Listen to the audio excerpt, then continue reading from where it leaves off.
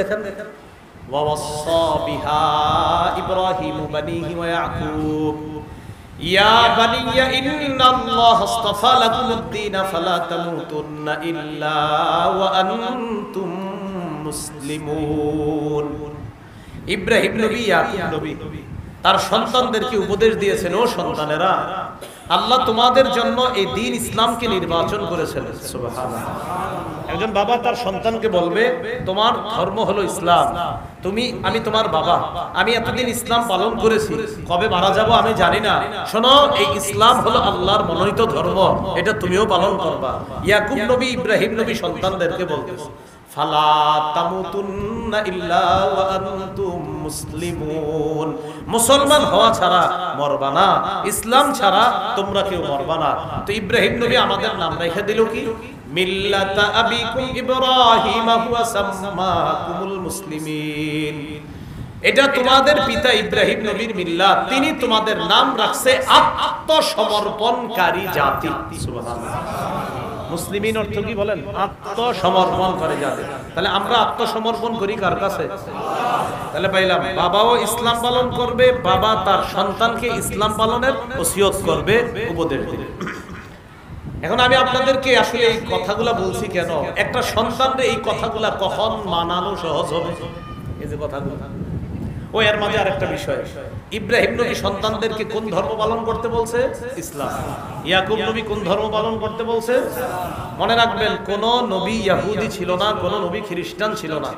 আল্লাহ বলেন, আম তাকুলুনা ইন্না ইব্রাহিমা ওয়া ইসমাঈলা ওয়া ইসহাকা ওয়া ইয়াকুব ওয়াল আসবাত কানু হুদান আও নাসারা। আচ্ছা, তোমরা কি এই কথা বলো যে ইব্রাহিম, ইসমাঈল, ইসহাক, ইয়াকুব এবং তার সন্তানরা ইহুদি ছিল অথবা খ্রিস্টান ছিল? আল্লাহ বলতেছে, তোমরা কি এটা বলো? নবী তাদেরকে বলেন, কুল আনতুম আ'লামু আমিল্লাহ ওয়া মান আযলামু মিম্মান কাতামা শাহাদাতান ইনদাহু মিনাল্লাহ। নবী তাদেরকে বলেন, তোমরা কি বেশি জানো না আল্লাহ বেশি জানে? বলেন, কে বেশি জানে? আল্লাহ কয়, আমি বলছি ইব্রাহিমের ধর্ম ছিল ইসলাম, ইয়াকুবের ধর্ম ছিল ইসলাম, তারা সন্তানদেরকে বলছে ইসলাম পালন করতে। তোমরা কোত্থেকে এসে বলতেছো যে তাদের কেউ ছিল ইহুদি, কেউ ছিল খ্রিস্টান? না, তাদের কেউ ইহুদি ছিল না, তাদের কেউ নাসারা ছিল না। ইব্রাহিমও মুসলিম ছিলেন, ইয়াকুব নবীও মুসলিম ছিলেন, সন্তানদেরকেও ইসলাম ধর্ম পালনের ওসিয়ত করেছেন। যার কারণে এই সন্তানরা পদচ্যুত হয়ে যাওয়া বা তার পদস্খলন হওয়াটা স্বাভাবিক বিষয় হয়ে দাঁড়ায়। এই জন্য যেহেতু এখানে আপনারা পুরুষরাও এসেছেন, পাশে নারীরাও এসেছে, মা বাবা যারা হয়েছেন, যারা মা বাবা হননি, মনোযোগ সহকারে কিছু কথা শুনবো আমরা। সূরা লোকমানের 13 নম্বর আয়াত থেকে 19 নম্বর আয়াত পর্যন্ত লোকমান হাকিম তার সন্তানকে কিছু উপদেশ দিয়েছেন। এই উপদেশগুলো আল্লাহ আলোচনা করেছেন। আল্লাহ বলেন, ওয়া ইয ক্বালা লুকমানু লিবনিহি ওয়া হুয়া ইয়াইযু। লোকমান হাকিম তার সন্তানকে,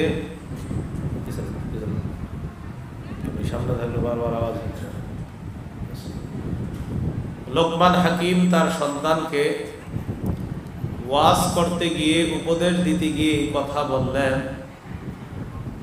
ইয়া বুনাইয়া লা তুশরিক বিল্লাহ, হে আমার সন্তান, তুমি আল্লাহর সাথে শিরিক করবা না, আল্লাহর সাথে অংশীদার সাব্যস্ত করবা না।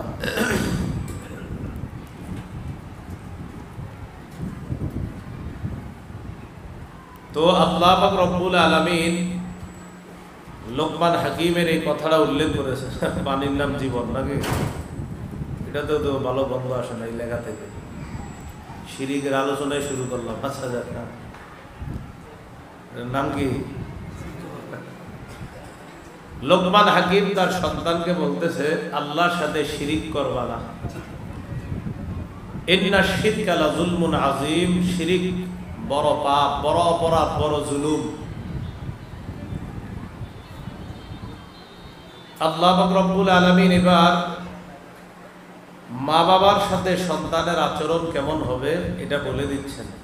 খুব মন দিয়ে বুঝবো আমরা। অনেক সবার অভিযোগ, হুজুর ছেলে মেয়ে কথা শোনে না। হ্যাঁ, তো কেন শোনে না একটু মন দিয়ে শোনেন। আগে উপদেশগুলো দেখেন কি বলে আল্লাহ। ওয়াসাইনাল ইনসানা বিওয়ালিদাইহি, আমি মানুষকে উপদেশ দিয়েছি তারা যেন তাদের পিতা মাতার প্রতি সদাচরণ করে, ভালো আচরণ করে। হামালাতহু উম্মুহু ওয়াহনান আলা ওয়াহ, মা তার সন্তানকে পেটে ধারণ করেছে কষ্টের পর কষ্ট সহ্য করে। ওয়া ফিসালুহু ফি আমাইন, মা সন্তানকে 2 বছর দুধ পান করাইছে, দুধ পান করানোর পর 2 বছরে দুধ ছাড়াইছে।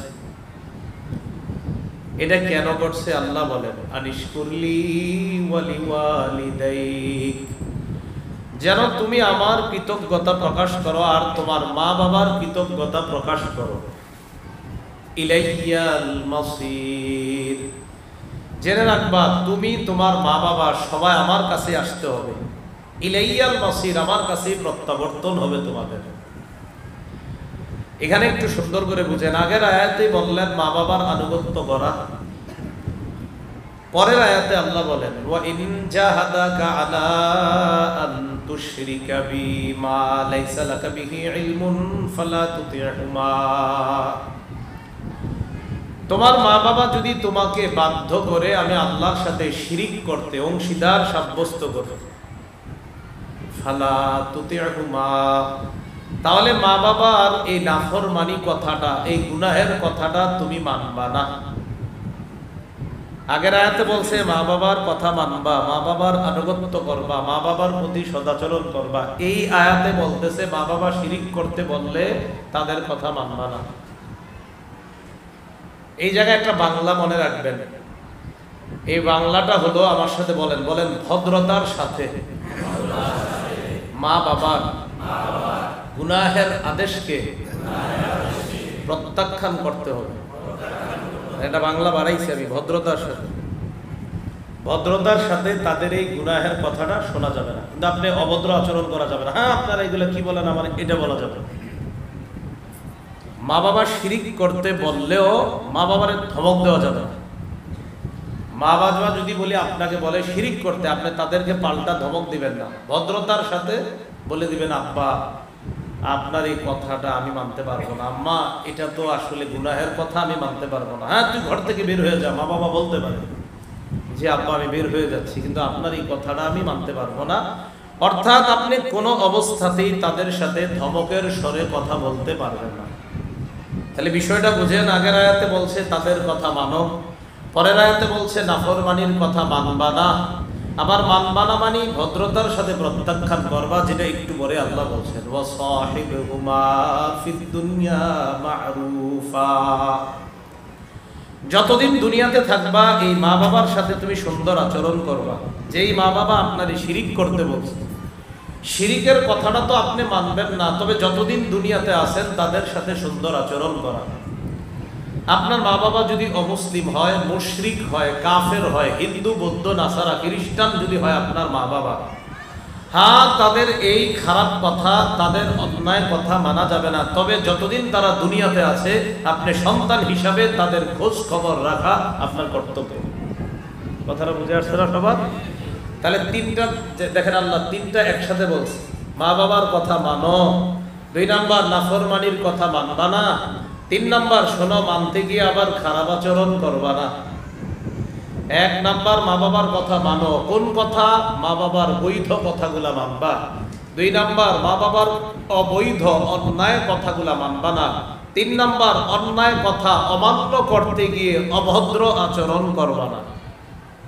তাহলে ইসলামটা ভারসাম্য ভাবে বোঝার চেষ্টা করতে হবে আমাদের, যে এখানে আল্লাহ বলছে মা বাবার কথা মানবা না যদি গুনাহের কথা বলে, আবার এই অমান্য করতে গিয়ে তাদের সাথে খারাপ আচরণ করবা না। বিষয়গুলো খুব মনে রাখা। তাহলে 3টা বিষয়, বৈধ আদেশ পালন করো, অবৈধ আদেশ ভদ্রতার সাথে প্রত্যাখ্যান করো, 3 নাম্বার যতদিন দুনিয়াতে বেঁচে থাকবা ততদিন তাদের সাথে সুন্দর সম্পর্ক বজায় রাখো।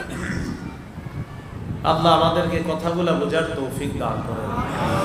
এরপর আল্লাহ বলেন ওয়াত্তাবি' সাবিলা মান আনাবা ইলাইয়া, তুমি ওই ব্যক্তির অনুসরণ করো যে আমার দিকে বারবার ফিরে আসে, আমার দিকে ঝুঁকে, আমার দিকে আসে, তার কথা মানো, তার রাস্তা অবলম্বন করো। সুম্মা ইলাইয়া মারজিউকুম ফাউনাব্বিউকুম বিমা কুনতুম তা'মালুন। অতঃপর আমার কাছেই তোমাদের প্রত্যাবর্তন। আমার কাছে আসার পর তোমার, তোমার বাবার, তোমার মায়ের সব বিষয়গুলা উনাব্বিউকুম, আমি আল্লাহ জানিয়ে দিব। যা যা করছো সব অবগত করব, সব অবহিত করে দিব।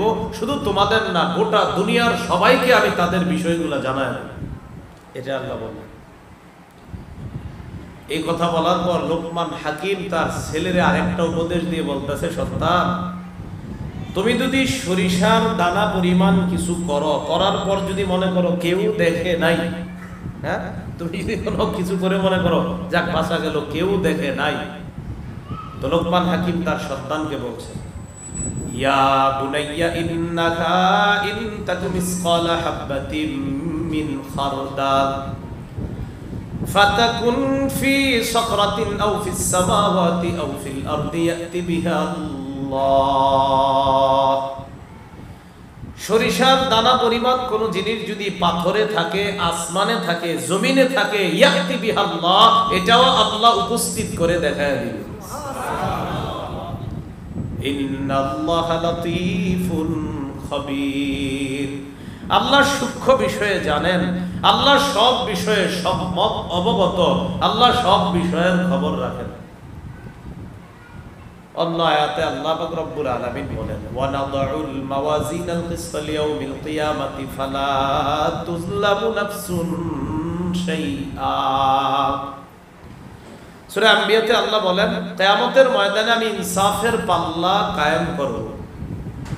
ফালা তুযলামু নাফসুন শাইআ, কারো প্রতি সামান্য অবিচার করা হবে না। এরপরে আল্লাহ বলেন, ওয়া ইন কানা মিসকালা হাববাতিন মিন খারদালিন আতাইনা বিহা। সরিষার দানা পরিমাণ যদি কোনো বিষয় থাকে, আমি আল্লাহ এটাও কিয়ামতের ময়দানে উপস্থিত করে তোমার সামনে যেই পাল্লাটা কায়েম করব, ওই পাল্লার মধ্যে দিয়ে দিব। সরিষা পরিমাণ আতাইনা বিহা, আমি উপস্থিত করব। শেষে আল্লাহ একটা ধমক দিছে, ওয়া কাফা বিনা হাসিবিন। হিসাবের নেওয়ার ক্ষেত্রে আমি আল্লাহই যথেষ্ট, হিসাব নেওয়ার জন্য আমি আল্লাহই যথেষ্ট। তাহলে হিসাব নেওয়ার জন্য আল্লাহ যথেষ্ট। তো আল্লাহ পাক রব্বুল আলামিন, আচ্ছা যাই হোক, আল্লাহ পাক রব্বুল আলামিন সূরা লুকমানের মধ্যে লোকমান হাকিম তার সন্তানকে যেই উপদেশগুলো দিয়েছেন, বিল মারুফ, নেক কাজের আদেশ করবা, ওয়ানহা আনিল মুনকার, অসৎ কাজ থেকে নিষেধ করবা, ওয়াসবির আলা মা আসাবাক, তোমার জীবনে যত বিপদ আপদ আসে এই বিপদে তুমি ধৈর্য ধারণ করবা। তাহলে আগের তো মিলান তো, শিরিক করবা না, 1 নাম্বার। 2 নাম্বার, পিতা মাতার আনুগত্য করবা। 3 নাম্বার, সন্তান মনে রাখবা তুমি ছোট বড় যে কোনো কাজ করো এটা কিন্তু আল্লাহ জানেন। 4 নাম্বার, তুমি নামাজ কায়েম করবা। 5 নাম্বার, সৎ কাজের আদেশ করবা। 6 নাম্বার, অসৎ কাজ থেকে নিষেধ করবা। 7 নাম্বার, তোমার জীবনে কোনো বিপদ আসলে এই বিপদে তুমি ধৈর্য ধারণ করবা। এটা লোকমান হাকিম তার সন্তানকে উপদেশ দিয়ে বুঝাইতেছে। 8 নাম্বার উপদেশ, ওয়ালা তুসাইর খাদ্দাকা লিন্নাস, তুমি অহংকার বশত কাউকে অবজ্ঞা করবে না। তুমি অহংকার বশত কাউকে অবজ্ঞা করবে না। এই জান, তোর সাথে কথা নাই, তুই কে, আপনার সাথে কথা নেই, এরকম বলি না আমরা অনেক। এই অহংকার বশত কাউকে অবজ্ঞা করবা না, এই বিষয়গুলো খুব মাথায় রাখা। সামনের কাতারে আপনি আসলেন মসজিদে, আসার পর একজনে দেখলেন যিনি রিক্সা চালান, না এটা আপনি ঠিক করেন নাই। কেন? মসজিদে কোনো আমির ফকির নাই, সব বরাবর মসজিদ। এই জন্য তো ইসলাম সেরা, সুন্দর। কেন? ইসলামের সৌন্দর্য তো এটা, রিক্সা চালক আর 10 তলার বাড়ির মালিক একই কাতারে একসাথে নামাজ পড়বে, এটা ইসলাম। তো আপনি সামনের কাতার আইসা আপনার চেয়ে নিম্ন শ্রেণীর কাউকে দেখলেন, অবজ্ঞা ভরে বললেন আপনি, যাও যাও এখান থেকে যাও। এটা আপনি ঠিক করেন নাই। এই মজলিসের মধ্যে যারা বসা, ঘটনাচক্রে আপনি হলেন এমন একজন যার অনেক বৈশিষ্ট্য মর্যাদা আছে। তো এখানে আসার পর আপনি দেখলেন এমন কয়েকজন যারা আপনার চেয়ে অনেক নিম্ন পর্যায়ে টাকা পয়সা ইত্যাদি। তো আপনি অবজ্ঞা করে অহংকার বশত বললেন, চাইবা বসো চাইবা বসো। একটা হলো চাইবা বসো, তো আমাদের বসতে দাও, ঠিক আছে। আর একটা হলো আপনি মানে এনে সহ্য করতে পারতেছেন না, উনি আপনার পাশে বসাটা, চাইবা বসো, যাও যাও যাও সরো। এটা অহংকার বশত কাউকে অবজ্ঞা করা। লোকমান হাকিম তার সন্তানকে বলেন, তুমি এটা করবা না। ওয়ালা তুসাইর খাদ্দাকা লিন্নাস, অহংকার বশত তুমি কাউকে অবজ্ঞা করবা না। ওয়ালা তামশি ফিল আরদি মারাহা, 9 নাম্বার, অহংকার প্রদর্শন করে দম্ভ ভরে রাস্তায় হাঁটবা না। আমার চেয়ে বড় কে আছে, দম্ভ ভরে রাস্তায় হাঁটবা না। মাঝে মাঝে আলোচকদেরকে আপনারাই অহংকারী বানায় দেন, বেচারারা গাড়ি থেকে নামে, পিছনে সবাই হাঁটেন আর হেরে সামনে দেন। এরও তো একটা ভাবসাব এসে পড়ে, আমি নামলাম, আমার যখন সামনে দিলেন, ভাবসাব তো চলে আসে। এটা আপনারা না করলেও তো হয়, সেজন্য ভাবসাব আসতে দিয়েন না। 2-4 জন সামনে হাঁটেন, বাস পিছনে হাঁটলেই তো হলো। তো এই জন্য আরেকটা হলো আলোচকদের সামনে দিয়ে দিলে যদি এলাকাবাসী দেখে আরো 10-12 জন আসে বয়ানে, এটা একটা বিষয়, ঠিক আছে। আরেকটা হলো যারা সামনে দিলেন, দেওয়ার পর এর তো অবস্থা পুরা যাক, একটা কিছু কিছু লাগতেছে, এটা অহংকার। তো আল্লাহ বলছে ওয়ালা তামশি ফিল আরদি মারাহা, দম্ভ ভরে জমিনে চলবা না, অহংকার প্রদর্শন করে তুমি জমিনে চলবা না। ইন্নাল্লাহা লা ইউহিব্বু কুল্লা মুখতালিন ফখুর, প্রত্যেক অহংকারী দাম্ভিক ব্যক্তিকে আল্লাহ পছন্দ করেন না। তাহলে অহংকারী ব্যক্তিকে আল্লাহ পছন্দ করেন না, দাম্ভিক ব্যক্তিকে আল্লাহ পছন্দ করেন না। আপনাদের এই ব্যানারটা আমার পছন্দ হয়েছে। কি কারণে? অনেক অনেক এলাকায় অনেক মুরব্বী ওলামায়ে কেরাম, শেখুল হাদিস যারা, এই তাদের নামের উপরে আমার নামটা লেখা দেয়। আমার বয়স চলতেছে মাত্র 36, 60 বছরের একজন আলেমী দ্বীনের নাম আমার নিচে দিয়ে দেয়। তো মনে করেন স্বাভাবিকভাবেই আইসা পড়তে পারে মনের মধ্যে, যাক আমার নাম সবার উপরে, আমনে এরকম 25 বছর বুখারি পড়ায় লাভ হয়েছে কি, আমার নিচে নাম। এই অহংকার আমার, এই তো ব্যবস্থা তো আপনারা করলেন, কেন উপরে নাম দিবেন? হ্যাঁ, এই জন্য নাম দেওয়ার ক্ষেত্রে একজন আলেম মুরব্বী দেখা উচিত। এই পুরা ঠিক আছে, সাইদ নূর সাহেব সর্বজন শ্রদ্ধেয় আলেমে দিন, বয়সে এলেমে আমলে কতগুলা মাদ্রাসায় বুখারি পড়া, একদম ঠিক আছে। এক জায়গায় গিয়ে আপনার কোন এক কারণে এরা মনে এলাকাবাসী ইচ্ছা মতো জ্বলাই দিছে, যে কামটা করলেন, নাম দিছে, নিচে নাম দিয়ে দিছে। আমি মাপও চাইছি একজনের মাধ্যমে, দেখেন এরকম এরকম মাফ করে দিতে। এই বিষয়গুলো আমরা ওলামায়ে কেরাম যদি না বুঝি, এটা কারা বুঝবে বলেন? এই জন্য এগুলো উচিত। মনে করেন গ্রামে গেছি, কোনো এক গ্রামগঞ্জে, কিন্তু গ্রামগঞ্জে যিনি বুখারি পড়ায় তিনি কি গ্রামের বুখারি পড়ায়? গ্রামগঞ্জে যে বুখারি শরীফটা পড়ায়, এটা কি আলাদা বুখারি হুজুর? তো এখন আপনার গ্রামগঞ্জ বা আপনার অন্য অন্য গ্রাম এলাকাগুলাতে দেখছে একটা আলেমে দিন 20 বছর 25 বছর 5-7টা মাদ্রাসায় বুখারি শরীফ পড়াইতেছে, কত মর্যাদা। এই বেচারার নাম 3 নাম্বার বা 4 নাম্বারে। এর আগে আপনার আলোচকদের নাম মাশাআল্লাহ উপরে, কোনো মতে বাধ্য হয়ে না জানি না পাইরা ওনার নামটা ওই জায়গায় দিয়ে দিছে, আবার নিচে লেখা শাইখুল হাদিস। কেমনে একজন শাইখুল হাদিস, এত বড় আলেমে দিন, বয়সও 55-60 বছর, এতগুলা যুবক ছেলেদের নিচে আপনি নামটা লেখা দিলেন ওনার? এটা তো অহংকার করার জন্য পথ খুলে দিলেন। আল্লাহ আমাদেরকে হেফাজত করেন।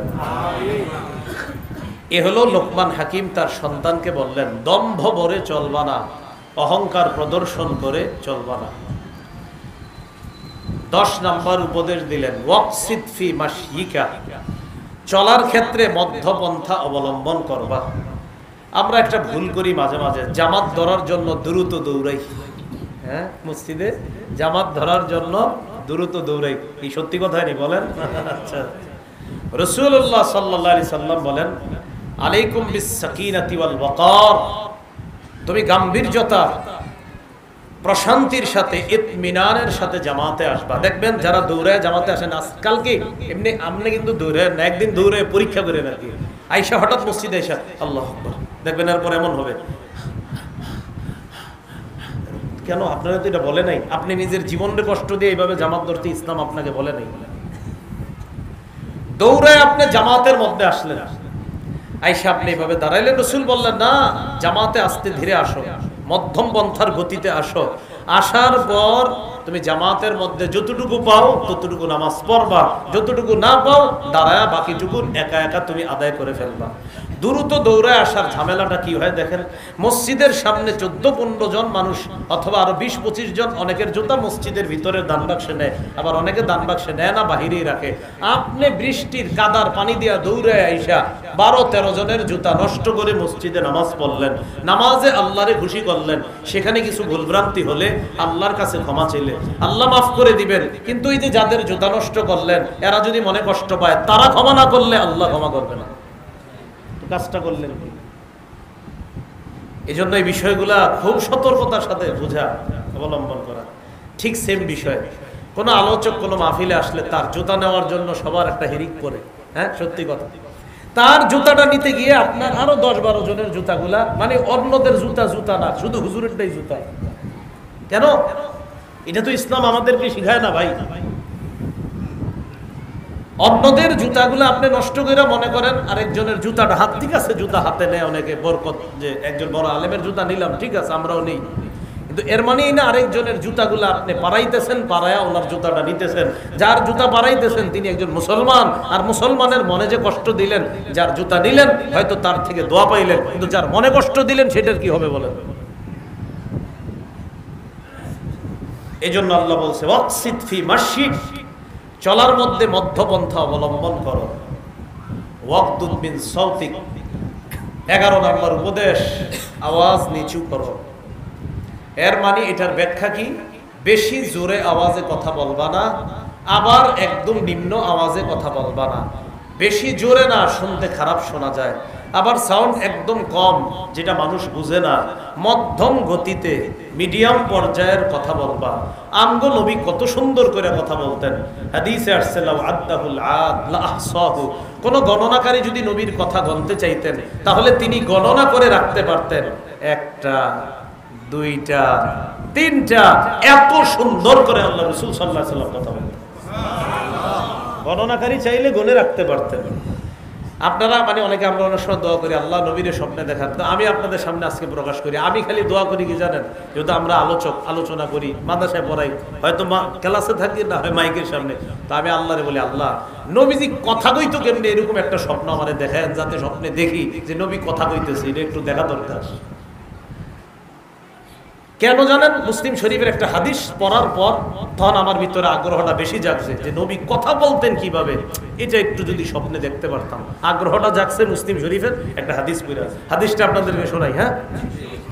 মুসলিম শরীফের 868 নম্বর হাদিস, আমাদের মাদ্রাসার পাঠ্যপুস্তক অনুসারে রাসূলুল্লাহ সাল্লাল্লাহু আলাইহি সাল্লাম তখন মক্কার ভিতরে এক ব্যক্তি আসছে, তার নাম জিমাত। বলেন কি নাম? জিমাত। বানানটা হলো দদ মিম আলিফ দাল, জিমাত। এই জিমাত মক্কায় আসার পর জিমাতের কাজ হলো কানা ইস্তারতি মিন হাদিহি রিয়াত, বিছেন মাইকম্যান আসেন নাই তো, এনে আওয়াজ হবে, যত এদিকে আসবে আওয়াজ হবে, এটা জানেন। জিমাত মক্কায় আসছে, জিমাতের কাজ ছিল কি খুব ভালো করে বুঝেন, কানা ইস্তারতি মিন হাদিহি রিয়াত, বান বাতাস লাগলে মানুষের ফু দিত। আমরা বলি না এই হুজুরের কাছে নিয়ে যা, ওর গায়ে বাতাস লাগছে, হুজুর একটা ফু দিব, এরকম বলি কিনা? তো এই জিমাত ওই কারো গায়ে আপনার বাতাস লাগলে খারাপ, তো এই ফু দিত। জিমাত মক্কা আসছে, নাম করা ফু দেওয়ার লোক হলো জিমাত। তার ঝাড় ফুকে মানুষ ভালো হয়, এইটা তার প্রসিদ্ধি আছে এলাকায়। মক্কা আসার পর সামিআ মিন সুফাহাই আহলি মাক্কাহ ইয়াকুলুনা ইন্না মুহাম্মাদান মাজনুন। মক্কায় এসে মক্কার একদল নির্বোধ মানুষের কাছ থেকে শুনলো যে আমাদের এলাকায় একটা লোক আছে, তার নাম মুহাম্মদ, লোকটা পাগল। জোরে বলেন নাউজুবিল্লাহ। লোকটা পাগল বলছে আমাদের নবীজি। জিমাত কয় আমি কি করবো? কয় তুমি যদি তারে পাও একটু ফু দিও, বুঝছেন? তুমি না ফু দাও, তো তারে পাইলে একটু ফুটু দিয়ে দিও, যেন ভালো হয়ে যায়। তো জিমাতও কি কয় দেখেন, ওয়াল্লাহি লাউ রাআইতু হাদার রাজুলা লাআল্লাল্লাহু ইয়াশফিহি আলা ইয়াদাইয়া, আল্লাহর কসম তারে যদি আমি পাই আমার আশা আল্লাহ আমার হাতে তারে আরোগ্য দান করবে যদি 2-4টা ফু দেই আমি। এটা জিমাত বলতেছে। ঘটনা চক্রে ফালাকিয়া নবীজির সাথে জিমাদের সাক্ষাৎ হয়ে গেছে। কি আলোচনা করতেছি? আমগো নবীর কথা কত সুন্দর ওটা বুঝাইতেছি। তো জিমাদের সাথে সাক্ষাৎ হওয়ার পর জিমাদ নবীজিরে বলতেছে, তোমার ব্যাপারটা আমি জানি। দেখেন, ওয়াওয়াসা বিহা ইব্রাহিম বানিহি ওয়া ইয়াকুব ইয়া বানিয়া ইন্নাল্লাহা আস্তাফা লাকুমুদ-দীন ফালা তামুতুন্না ইল্লা ওয়া আনতুম মুসলিমুন। ইব্রাহিম নবী, ইয়াকুব নবী তার সন্তানদেরকে উপদেশ দিয়েছেন, ও সন্তানেরা, আল্লাহ তোমাদের জন্য এই দ্বীন ইসলামকে নির্বাচন করেছেন। সুবহানাল্লাহ। একজন বাবা তার সন্তানকে বলবে, তোমার ধর্ম হলো ইসলাম, আমি তোমার বাবা, আমি এতদিন ইসলাম পালন করেছি, কবে মারা যাব আমি জানি না, শোনো এই ইসলাম হলো আল্লাহর মনোনীত ধর্ম, এটা তুমিও পালন করবা। ইয়াকুব নবী, ইব্রাহিম নবী সন্তানদেরকে বলতেছে, ফালা তামুতুন্না ইল্লা ওয়া আনতুম মুসলিমুন। মুসলমান হওয়া ছাড়া মরবা না, ইসলাম ছাড়া তোমরা কেউ মরবা না। তো ইব্রাহিম নবী আমাদের নাম রেখে দিল কি? মিল্লাতা আবিকুম ইব্রাহিম হুয়া সাম্মাকুমুল মুসলিমিন। এটা তোমাদের পিতা ইব্রাহিম নবীর মিল্লাত, তিনি তোমাদের নাম রাখছে আত্মসমর্পণকারী জাতি। সুবহানাল্লাহ। মুসলিমিন অর্থ কি বলেন? আত্মসমর্পণ করে জাতি। তাহলে আমরা আত্মসমর্পণ করি কার কাছে? তাহলে পাইলাম, বাবাও ইসলাম পালন করবে, বাবা তার সন্তানকে ইসলাম পালনের ওসিয়ত করবে, উপদেশ দিবে। এখন আমি আপনাদেরকে আসলে এই কথাগুলা বলছি কেন? একটা সন্তানরে এই কথাগুলা কখন মানানো সহজ হবে? এই যে কথাগুলো, ও এর মাঝে আর একটা বিষয়, ইব্রাহিম নবী সন্তানদেরকে কোন ধর্ম পালন করতে বলছে? ইসলাম। ইয়াকুব নবী কোন ধর্ম পালন করতে বলছে? মনে রাখবেন, কোন নবী ইহুদি ছিল না, কোন নবী খ্রিস্টান ছিল না। আল্লাহ বলেন, আম তাকুলুনা ইন্না ইব্রাহিমা ওয়া ইসমাঈলা ওয়া ইসহাকা ওয়া ইয়াকুব ওয়াল আসবাত কানু হুদান আও নাসারা। আচ্ছা, তোমরা কি এই কথা বলো যে ইব্রাহিম, ইসমাঈল, ইসহাক, ইয়াকুব এবং তার সন্তানরা ইহুদি ছিল অথবা খ্রিস্টান ছিল? আল্লাহ বলতেছে, তোমরা কি এটা বলো? নবী তাদেরকে বলেন, কুল আনতুম আ'লামু আমিল্লাহ ওয়া মান আযলামু মিম্মান কাতামা শাহাদাতান ইনদাহু মিনাল্লাহ। নবী তাদেরকে বলেন, তোমরা কি বেশি জানো না আল্লাহ বেশি জানে? বলেন, কে বেশি জানে? আল্লাহ। আল্লাহ কয়, আমি বলছি ইব্রাহিমের ধর্ম ছিল ইসলাম, ইয়াকুবের ধর্ম ছিল ইসলাম, তারা সন্তানদেরকেও বলছে ইসলাম পালন করতে। তোমরা কোত্থেকে এসে বলতেছো যে তাদের কেউ ছিল ইহুদি, কেউ ছিল খ্রিস্টান? না, তাদের কেউ ইহুদি ছিল না, তাদের কেউ নাসারা ছিল না। ইব্রাহিমও মুসলিম ছিলেন, ইয়াকুব নবীও মুসলিম ছিলেন, সন্তানদেরকেও ইসলাম ধর্ম পালনের ওসিয়ত করেছেন। কি কথা বুঝছেন নি? সহিহ বুখারীর বর্ণনা 3443 নম্বর হাদিস। এই হাদিসের মধ্যে আছে, ক্বালা রাসূলুল্লাহ সাল্লাল্লাহু আলাইহি ওয়াসাল্লাম, আনা আউলান নাসি বিঈসা ইবনে মারইয়াম ফিদ দুনিয়া ওয়াল আখিরাহ। আল্লাহ নবী বলেন, দুনিয়া আখেরাতে ঈসা নবীর সবচেয়ে ঘনিষ্ঠ আমি। দুনিয়া আখেরাতে ঈসা নবীর সবচেয়ে ঘনিষ্ঠ আমি। সাহাবায়ে কেরাম অবাক, হুজুর কেমনে এটা? তো রাসূলুল্লাহ সাল্লাল্লাহু আলাইহি সাল্লাম বলেন, আল আম্বিয়াউ লিআল্লাতিন। রাসূলুল্লাহ সাল্লাল্লাহু আলাইহি সাল্লাম বলেন, আল আম্বিয়াউ ইখওয়াতুন লিআল্লাহ। সব নবীরা বৈমাত্রীয় ভাই। বলেন, সব নবীরা বৈমাত্রীয় ভাই। এর মানে উম্মাহাতুহুম শাত্তা, সব নবীদের মা আলাদা আলাদা।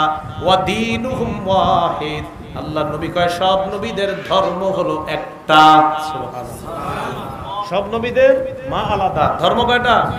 নবী কয় সব নবীরা বৈমাত্রীয় ভাই, সব নবীরা বৈমাত্রীয় ভাই, তাদের মা আলাদা, তবে মনে রাখবা তাদের দ্বীন একটা, ধর্ম হিসাবে সব নবীরা ভাই ভাই, সব নবীদের ধর্ম একটা, এটা হলো ইসলাম। মনে থাকবে নি? সাবধান, ইলেকট্রনিক মিডিয়ার কোন ষড়যন্ত্রে বইরেন না, উল্টা পাল্টা কথার পিছনে পড়বেন না, আল্লাহ হেফাজত করেন। তো বলছিলাম, আমি সন্তানকে কথাগুলা মানানো সহজ হবে কখন? যখন আপনি ওরে বলবেন, এই তুই নামাজ পড়ছ না কেন? তো কয় ঠিক আছে যাই। বের হয়ে ও যায় দোকানে, ও যায় বাজারে, ও যায় ভিডিও গেমস খেলতে। ঘটনা হইলেও শোনে না কেন কথাটা? না শোনার অনেকগুলা কারণের মধ্যে একটা হলো, জন্মের পর পর আপনারা একটা অধিকার পালন করছেন, কি সন্তানের অধিকারগুলা যেগুলা পালন করার কথা, এর মধ্যে এক নম্বর অধিকার ছিল সন্তানের, ওটা হওয়ার পরেই একটা ছবি তুলে এটা ফেসবুকে দিয়ে দিবেন, দেওয়ার পর লিখবেন আজকে বাবা হওয়ার প্রথম অনুভূতি ভাষায় প্রকাশ করতে পারছি না। আরেকজন লিখবেন চাচা হওয়ার প্রথম স্বাদ আজকে গ্রহণ করলাম। কখন? ও জন্ম নেওয়ার সাথে সাথে ছবিটা তুইলা ফেসবুকে দিয়া এটা লিখে দিবেন, এটা হলো ওর প্রথম অধিকার। এটাই তো প্রথম অধিকার হইতেছে এখন। ও দুনিয়াতে আসার আগেই পুরা দুনিয়া ওরে দেখে লেগেছে। এমনকি আপনার মা পাশে শোয়া, হয়তো অন্যদিকে শোয়া, এই মার পাশে বাচ্চাটা ছবিটা দিয়ে দিল। কেন? মা কি ওই মুহূর্তে কি অবস্থা জানেন না এটা আপনারা? তো এই মাটা এই ছবিটা শুদ্ধ দিয়ে দিচ্ছে। এই কাজগুলা করেন না, দোয়া চান। ছবিটা দেওয়া কি দরকার? আপনি দোয়া চান যে আমি আমার সন্তান হয়েছে, দোয়া চাই সবার, বাস একটু শেষ। সন্তানের ছবিটা দিতে হবে কেন? মুফতি মিজান সাহেবের শেষের দিকের কথা তো শুনছি, এই সাহেব শুনতে শুনতে ঘুমাই গেছি। হুজুরের কথা শেষের দিকে যেগুলা, ওইটা আমি শুয়ে আপনার বৈশাই দিয়ে ঘুম আসতেছে। একজনে বালির দিছে, ভালো হয়েছে, বালিশের মধ্যে ঘুমাই গেছে। তো শুয়ে শুয়ে হুজুরের কথা কিছুক্ষণ শুনলাম, মানে ছবির ব্যাপারে কঠোর ভাষা ব্যবহার করতেছে। কেন? বুঝে শুনেই তারা করে এগুলা। মনে রাখবেন আমাদের মুরব্বীরা যে কথাগুলা বলে, প্রথমে শুনতে আমার আপনার কাছে মনে হবে থোর ওনারা আধুনিকতা বুঝে না। না, ওনারাই সঠিকটা বুঝে। বুঝেন নাই? আধুনিকতা আমারে আপনারে যা দিছে খুব বেশি দিছে। সন্তান দুনিয়াতে আসার পর দিবেন আজান, আপনি দিলেন ছবি। আবু দাউদ শরীফের বর্ণনা 5105 নম্বর হাদিসের বর্ণনা। রাসূলুল্লাহ সাল্লাল্লাহু আলাইহি সাল্লামের সাহাবী উবাইদুল্লাহ ইবনে আবি রাফির বর্ণনা, তিনি বলেন রাআইতু রাসূলুল্লাহ সাল্লাল্লাহু আলাইহি ওয়াসাল্লাম আযানা ফি উযুনিল হাসান ইবনে আলী ইবনে আবি তালিব রাদিয়াল্লাহু তাআলা আন হিনা ওয়ালাদাতহু ফাতিমা বিস-সালাহ। যেদিন হযরত হাসান দুনিয়াতে আসছে, আমি নবীরে দেখলাম মুয়াজ্জিন নামাজের যে আজান দেয়, নবী অবিকল নামাজের আজানটা হযরত হাসানের কানে কানে দিছে। তো নবী দেয় আজান, আমরা দিই ফেসবুকে, কোনটা হইল? কথাগুলো রাগ করেন না আপনারা, এটা হচ্ছে আমাদের এখন। 2 নম্বর সন্তানের অধিকার ছিল ওরে তাহনিক করানো। বলেন কি করানো? তাহনিক। তাহনিক কেমনে করবেন? এই এলাকার কোন আল্লাহর ওলি হুজুররা আছে, উলামায়ে কেরাম আছে, তাদের কাছে সন্তানটা নিয়ে আসবেন। যদি তাদের কারোর সাথে আপনার ক্লোজ সম্পর্ক থাকে, কারণ এখন তো আর সন্তানদের জন্মের দিন আনা যায় না, হসপিটালে নেয়, এটারে আরো 4-5 দিন পরে ছাড়বো, ওই দিন আনা যায় না। এখন কোন আলেমের সাথে যদি আপনার ক্লোজ সম্পর্ক থাকে, ইমাম সাহেবের সাথে, স্বেচ্ছায় যদি তিনি যায় হসপিটালে, তাহলে নিবেন। জোর করে না যে আপনি আমার মসজিদে চাকরি করেন, যাইতে হইব না, এটা করবেন না, এটা করলে ভুলেও যাবেন, এটা জায়েজ নেই। বুখারীর বর্ণনায় বোঝা যাচ্ছে নবীর কাছে বাচ্চাদেরকে নিয়ে আসা হতো, নবী যাইতেন এরকম আসে নাই, নবীর কাছে আনা হতো। সহিহ বুখারীর 5467 নম্বর হাদিসের বর্ণনা। আবু মুসা রাদিয়াল্লাহু তাআলা আনহু বলেন, বুলিদালি গোলাম, আমার একটা সন্তান হইছে, ফাতাইতু বিহি নবী সাল্লাল্লাহু আলাইহি সাল্লাম, আমি সন্তানটাকে নবীর কাছে নিয়ে আসলাম। হান্নাকাহু বিতামরা, নবী সন্তানটাকে খেজুর চাবায়া তাহনিক করলেন। তাহনিকের সিস্টেমটা ব্যাখ্যার মধ্যে পড়ছি, সামান্য একটু থুতু লাগানো বাচ্চার মুখে, আর সামান্য একটু খেজুর চাবায়া বাচ্চার মুখের ভিতরে তালুর মধ্যে লাগানো। দেখেন যেই জায়গায় উপরের তালুটাতে হালকা একটু লাগায়া দেওয়া, এটাকে বলা হয় তাহনিক। কি বলা হয়? তাহনিক। ওয়াসাম্মাহু ইব্রাহিম, নবী তার নাম রেখে দিয়েছে ইব্রাহিম। এই হাদিস থেকে বুঝলাম জন্মের দিন সন্তানের নাম রাখা যায়। আমরা তো আকিকার দিন রাখি, ওইটাও যায়, কিন্তু জন্মের দিন রাখা যায়, এটা হাদিস দ্বারা বোঝা যায় যে আমার সন্তান হয়েছে, হওয়ার পর সন্তানকে নিয়ে গেছি নবীর কাছে, নবী তারে তাহনিক করছে, আবার তার নাম রেখে দিছে। আর নাম রাখা জন্মের দিন যায়, যেটা কোরআনে আছে, সূরা আলী ইমরানে আছে। ঈসা নবীর আম্মা মারিয়াম যখন জন্ম নিলেন, ঈসা নবীর নানি কি বললেন? ইন্নী সাম্মাইতুহা মারিয়াম, আমি আমার মেয়েটার নাম রাখলাম মারিয়াম। তাহলে জন্মের দিন সন্তানের নাম রাখা যায়, এটা কোরআনেও আছে, হাদিসেও আছে। এ হলো 2 নাম্বার, তাহনিক করানো। 3 নাম্বার, এই বাচ্চাটাকে আমরা যারা দেখবো, সন্তানটাকে, তার জন্য বরকতের দোয়া করা। বলেন কিসের দোয়া করা? আরবি বলা দরকার নাই, শুধু বাংলা বললেই হবে, আল্লাহ এই সন্তানটাকে আপনি বরকতময় বানায়া দিন। একটু পারবেন তো বলতে? আমি আরবিটাও বলতেছি, সালফে সালিহিনরা যে দোয়া করতো এটা বলতেছি আমি। আগে হাদিসটা শুনি। আবু দাউদ শরীফের বর্ণনা আম্মা জান আয়েশা সিদ্দিকা রাদিয়াল্লাহু তাআলা আনহা থেকে বর্ণনা, তিনি বলেন 5106 নম্বর হাদিস আবু দাউদের, রাসূলুল্লাহ সাল্লাল্লাহু আলাইহি সাল্লামের কাছে বাচ্চাদেরকে আনা হতো, ফাদউ লাহুম বিল বারাকা, নবী তাদের জন্য বরকতের দোয়া করতেন। কি শিখলাম? বাচ্চাদের জন্য আমরা বরকতের দোয়া করা।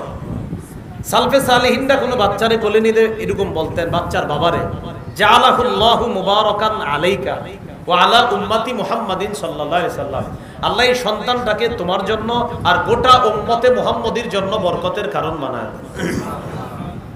এটা আরবিটাও বললাম, আমি বাংলাটাও বললাম। আপনারা যদি পুরো মনে রাখতে না পারেন, একটু বলা যেই সন্তানটা আসছে দুনিয়াতে, ছেলে হোক মেয়ে হোক, এই সন্তানটা যেন বাবারে যদি আপনারা পান বলবেন যে তোমাকে আল্লাহ পাক রব্বুল আলামিন যেন আপনার এই সন্তানটাকে আপনার জন্য বরকতের কারণ বানায় দেয়, আপনার বিবির জন্য বরকতের কারণ বানায়, গোটা উম্মতে মুহাম্মদীর জন্য যেন এই মেয়েটাকে বা এই ছেলেটাকে বরকতের কারণ বানায় দেয়। এতটুকু দোয়া করা যাবে না ইনশাআল্লাহ। 4 নাম্বার, সন্তানটার কান্নাকাটিকে গুরুত্ব দেওয়া, বাচ্চার কান্নাকাটি গুরুত্ব দেওয়া। আল্লাহু আকবার। মা নামাজে দাঁড়াইছে, ওয়াদ-দুহা ওয়াল-লাইলি ইযা সাজা মা ওয়াদ্দাআকা রাব্বুকা ওয়া মা ক্বালা, বাচ্চা চিৎকার দিছে। মা সূরা দোহা নিছে নামাজে, কথার কথা নিয়ত ছিল পুরো সূরাটা পড়ব, তারপর রুকুতে যাব, ইতিমধ্যে বাচ্চা চিৎকার দিছে। মার কর্তব্য হলো তখন 3 আয়াত পরিমাণ যেহেতু পড়েই ফেলেছে, অথবা মনে করেন বড় কোনো সূরা নিচে 3-4 আয়াত পরিমাণ পড়ার পর বাচ্চা কান্না করছে, বাস রুকু সেজদা করবে। এরপর দ্বিতীয় রাকাতেও ছোট ছোট সূরা নিয়ে অথবা 3টা ছোট ছোট আয়াত নিয়ে নামাজ শেষ করবে, শেষ করে বাচ্চাকে তাড়াতাড়ি কোলে নিবে। কারণ না জানি তার বাচ্চারে কোনো বিচ্ছু কামড় দিতে পারে। কেন বাচ্চাটা হঠাৎ চিল্লান দিছে, চিৎকার করতেছে, বাচ্চার এই কান্নাকে গুরুত্ব দেওয়া। সহিহ বুখারীর বর্ণনা 868 নম্বর হাদিস, রাসূলুল্লাহ সাল্লাল্লাহু আলাইহি সাল্লাম বলেন, ইন্নী লা আকুমু ইলাস সালাহ, আমি নামাজে দাঁড়াই মাঝে মাঝে। কয় দাঁড়ানোর পর ইন্নী উরিদু ওয়া আনা উরিদু আন উতাওবিলা ফিহা, নবী কয় আমার মন চায় লম্বা কেরাত করি। নবীজি নামাজে বুঝে নিত নবীর কোরআনের সাথে নবীর মহব্বত, তো নবীর মন চায় আমি লম্বা কেরাত করি। তো ওই যুগে নবীর পিছে নামাজ পড়তো প্রথমে পুরুষ, এরপরে বাচ্চারা, এরপরে নারীরা। এই যুগে কিন্তু আবার নারীদেরকে মসজিদে নিয়ে আসেন না। আম্মা জান এই মাসালা ওই যুগেই সমাধান করে দিয়ে গিয়েছে যে না, নারীরা এখন আর পুরুষদের সাথে মসজিদে যাবে না। এই মাসালার সমাধান আগেই করে দিয়েছে আম্মা জান। কারণ নবীর যুগে ফিতনা ছিল না। আপনারা বলেন নবী জীবিত থাকতে পৃথিবীর মধ্যে কি ফিতনা এখনের চেয়ে কম ছিল? আরে বলেন, মানে বলেন যে ছিলই না, বলেন কি ছিল না? ফিতনা ছিলই না। তো এখন তো আমরা ফিতনা এত পরিমাণ প্রতিনিয়ত আসতে থাকবে। রাসূল তো বলেই দিয়েছেন, ইন্না বাইনা ইয়াদাই সাআ ফিতানান কাকিতাইল লাইলিল মুসলিম, অন্ধকার রাতের মতো একের পর এক ফিতনা আমার উম্মতের সামনে আসতেই থাকবে। এজন্য তো নবীজি বলেন আমি নামাজে লম্বা কেরাত নিছি। ইতিমধ্যে ফাসমাউ বুকা আস-সাবি, বাচ্চার কান্নার আওয়াজ শুনছি, কোন বাচ্চার কান্নার আওয়াজ শুনছি। আতাজাওয়াজু ফি সালাতি কারাহিয়াতান আশুক্কা আলা উম্মিহি, যেই মাত্র বাচ্চার কান্নার আওয়াজ শুনি আমি সাথে সাথে মায়ের কথা আর বাচ্চার কথা চিন্তা করে নামাজ আমি সংক্ষিপ্ত করি। কেন? আমি যদি নামাজে কেরাত লম্বা করি, মা নামাজে কষ্ট পাবে, ওই দিক দিয়ে বাচ্চাও কষ্ট পাবে। বাচ্চা আর মা দুজনের জন্য কষ্ট না হয়, বাচ্চার কান্নার প্রতি লক্ষ্য রেখে আমি নবী লম্বা নামাজের নিয়ত করলেও নামাজটা সংক্ষিপ্ত করে ফেলি। এখান থেকে কি বোঝা যায়? বাচ্চার কান্নাকে গুরুত্ব দেওয়া। আপনি বাবা ঘরে আছেন, মা গেছে কাঁথা ধুইতে বাচ্চা, অথবা ডেকডেক্সি ধুইতে গেছে, ইতিমধ্যে বাচ্চা আপনার পাশে ঘুমাইতেছে। আপনি সুন্নতে দাঁড়াইছেন এশার অথবা বিতির নামাজে দাঁড়াইছেন ঘরের মধ্যে, ইতিমধ্যে নামাজে কেরাত নিছেন, আপনার কথার কথা আলাম তারাই শুরু করছেন আপনি, তো আপনি খুব সুন্দরভাবে পড়তেছেন। অথবা আপনি আরেকটু বড় ওয়াইলুল কুল্লি হুমাজাই নিয়েছেন আপনি মনে করেন, তো আপনি এটা নেওয়ার পর হঠাৎ বাচ্চা চিৎকার দিয়ে উঠছে। এখন আপনার কর্তব্য 3 আয়াত পরিমাণ অথবা একটু কম বেশি হলে আপনি এই পরিমাণ তাড়াতাড়ি রুকু সেজদা করে কর্তব্য হবে সালাম ফিরায়া বাচ্চাকে তাড়াতাড়ি কোলে নেওয়া, তার কান্না থামানোর ব্যবস্থা করা। বুঝাইতে চাইলাম একটা শিশুর কান্না, এটাও ইসলাম গুরুত্ব দেয়। এ হলো 4 নাম্বার। 5 নাম্বার আকিকা করা। বলেন কি করা? আকিকা। একটা হাদিসের কিতাব আছে বাইহাকি শরীফ, এই কিতাবের 19760 নম্বর হাদিস। এই হাদিসের মধ্যে আসছে রাসূলুল্লাহ সাল্লাল্লাহু আলাইহি সাল্লাম বলেন, ইন্নাল ইয়াহুদা তাউক্কু আনিল গোলাম ওয়ালা তাউক্কু আনিল জারিয়া, ইহুদিরা ছেলের পক্ষ থেকে আকিকা করত, মেয়ের আকিকা করত না ইহুদিরা। নবীজি বললেন আমার উম্মত উক্কু আনিল গোলামি শাতাইন, তোমরা ছেলের পক্ষ থেকে 2টি পশু আকিকা করবা, ও আনিল জারিয়াতি শাতান, মেয়ের পক্ষ থেকে 1টি পশু আকিকা করবা। অন্য ধর্মে যেখানে আকিকাই করতো না, নবীজি নারী পুরুষ উভয়ের আকিকার কথা বইলা এখানে নারীর সম্মান কমাইলো না বাড়ায়া দিল? তাহলে 5 নাম্বার আকিকা করা। কততম দিনে আকিকা করা? 7ম দিনে। নাসাই শরীফের 4220 নম্বর হাদিস, সামুরা ইবনে জুনদুব রাদিয়াল্লাহু তাআলা আনহুর বর্ণনা, রাসূলুল্লাহ সাল্লাল্লাহু আলাইহি সাল্লাম বলেন, কুল্লু গুলামিন রাহিনুন বিআকিকাতিহি, প্রত্যেকটা নবজাতক তার আকিকার সাথে আবদ্ধ থাকে। তুসবাহু আনহু ইয়াউমা সাবিহি, 7ম দিনে তার পক্ষ থেকে পশু জবাই করা হবে। তাহলে একটা সুন্নত পাইলাম, 7ম দিনে পশু জবাই 1 সুন্নত। 2 ওয়ায়ুহলাকু রাসু, তার মাথা মুন্ডন করা হবে, 2টা সুন্নত পাইলাম। 3 ওয়ায়ুসাম্মা, নাম রাখা হবে। তাহলে নাম রাখার ব্যাপারে কিন্তু 2টা বিষয় পেয়েছে, জন্মের দিনেও নাম রাখা যাবে, আবার 7ম দিনে আকিকা করার দিনেও নাম রাখা যাবে। কি কথাগুলো মনে থাকবে তো ইনশাআল্লাহ? এখন এই জায়গায় 3টা কথা। 1 নাম্বার পশু জবাই করা, 2 নাম্বার আপনার কি বললাম মাথা মুন্ডন করা, 3 নাম্বার তার নাম রাখা। পশু জবাই করতে গিয়ে পশুর রক্ত, এই রক্ত দিয়ে যেন কোনো কুসংস্কার না হয়, অথবা আকিকার দিনে কোনো কুসংস্কার না করা। আবু দাউদের 2843 নম্বর হাদিসে আছে, রাসূলুল্লাহ সাল্লাল্লাহু আলাইহি সাল্লামের সাহাবী আবু বুরদা রাদিয়াল্লাহু তাআলা আনহু বলেন, মূর্খতার যুগে আমরা আকিকা করতাম সন্তানের, করার পর লাতাখা রাসাহু বিদামিহা, ওই বকরির রক্তটা নবজাতকের মাথায় লাগায়া দিত। নাউজুবিল্লাহ। ইসলাম আসার পর আমরা পশু জবাই করে বকরির রক্ত আর সন্তানের মাথায় লাগাই না, বরং আমরা তার মাথায় জাফরান লাগাই দিই। কি লাগাই দিই? এটাও সে ডাক্তারদের সাথে পরামর্শ করে নেবেন যে শীতকাল হতে পারে, গরমকাল, ওই সময় জাফরান লাগাইলে কোনো ক্ষতি হবে কিনা বা উপকার হবে কিনা, এটা পরামর্শ করে নিয়েন। তো যাই হোক, জাফরান লাগাইতাম আমরা। তো আকিকার বিষয়টা বুঝলাম। আকিকার গোস্ত কারা খাবেন? আকিকার গোস্ত, কোরবানির গোস্ত যেমন আপনিও খাবেন, সবাই খায়, আকিকার গোস্ত আপনিও খাবেন, অন্যদেরকে চাইলে দিতে পারেন, আত্মীয় স্বজনদেরকেও দিতে পারেন, দাদা দাদি নানা নানি সবাই খাবেন, মা বাপ সবাই খাবেন। বাচ্চার আকিকার গোস্ত ওরে তো আর খাওয়াইতে পারবেন না 7ম দিনে, ফ্রিজে রেখে দিবেন, বড় হইলে ওরে খাওয়াই দিবেন। এরপরেও যদি গ্রামগঞ্জের কোনো কিতাবের কেউ বলে যে না আমার তো এই গ্রামের একটা কিতাবে আছে আকিকার গোস্ত মা বাপ খেতে পারবে না, ওটা আমার জন্য পাঠাই দিবেন। হ্যাঁ, খায় না। এই মাসালা না হলে হাজার হাজার লোক জিজ্ঞাসা, খালি হুজুর আকিকার গোস্ত খাওয়া যাবে? তো আমি এইভাবে বলি, আমার মুসল্লিরা আবার খুব মহব্বত করে, আমি কই না খাইলে আমাদের দিয়ে দেন, কত বুঝছি খাওয়া যাবে। আর কেমনি কম, আমি কই খাইবেন না হুজুর, এটা বলে কেমন? আমি তো আমার দিয়ে দিয়ে বুঝছি খাওয়া যাবে। তো এই জন্য আপনাদেরকে বললাম, আপনারা যদি না খান আমারই দিয়ে দিন। তাহলে কি খাওয়া যাবে কিনা? হ্যাঁ, সবাই খেতে পারবেন। আল্লাহ আমাদেরকে বোঝার তৌফিক দান করেন। তাহলে এই বিষয়গুলো আমরা খুব গুরুত্ব দেওয়া। আরেকটা গুরুত্বপূর্ণ বিষয়, বলেন আমার সাথে, কাজা। আবার বলেন কাজা। কাজা বলা হয় মাথার কিছু চুল কামায়া দেয়া, কিছু চুল রেখা দেওয়া, এটাকে কি বলা হয়? কাজা। কাজা করবেন না। আবু দাউদ শরীফের বর্ণনায় আসছে, তিরমিজির বর্ণনা আসছে, ইবনে মাজার বর্ণনা আসছে, 3637 নম্বর হাদিসের বর্ণনা ইবনে মাজার। আব্দুল্লাহ ইবনে ওমরের বর্ণনা, নাহা রাসূলুল্লাহ সাল্লাল্লাহু আলাইহি সাল্লাম আনিল কাজা, নবীজি কাজা করতে নিষেধ করেছেন। ছাত্ররা জিজ্ঞাসা করলেন, হুজুর কাজা কি? তো আব্দুল্লাহ ইবনে ওমর বললেন, আইয়ুহলাকা মিন রাসিস সাবিয়্যি মাকান ওয়া ইউতরাকা মাকান, বাচ্চার মাথার কিছু চুল মুন্ডন করা, কিছু চুল রেখে দেওয়া, এটাকে কাজা বলা হয়। কিন্তু দুঃখের বিষয় কি জানেন হুজুর, এই যুগে 25 বছর 30 বছরের বাচ্চারা, শিশুরা, 25 বছরের শিশুরা, 30 বছরের শিশুরা খেলোয়াড়ের সাথে মিল রেখা মাথায় কাজা করে। শহরের কথা বলতেছে, দেশ গ্রামেরটা জানি না। 25 বছর আর 30 বছরের শিশুরা, হ্যাঁ, ফুটবল খেলা শিশুরা ফুটবল খেলোয়াড়ের সাথে মিল রেখা মাথায় এরকম কাজা করে, এটা হারাম। বলেন সবাই, এটা কি হারাম? আজকে এতটুকুই থাক, যতটুকু আলোচনা শুনলাম করলাম। বাচ্চাগুলারে এইভাবে আমরা বড় করব, তাদের ক্ষেত্রে কোনো ধরনের কুসংস্কার করব না। আল্লাহ আমাদের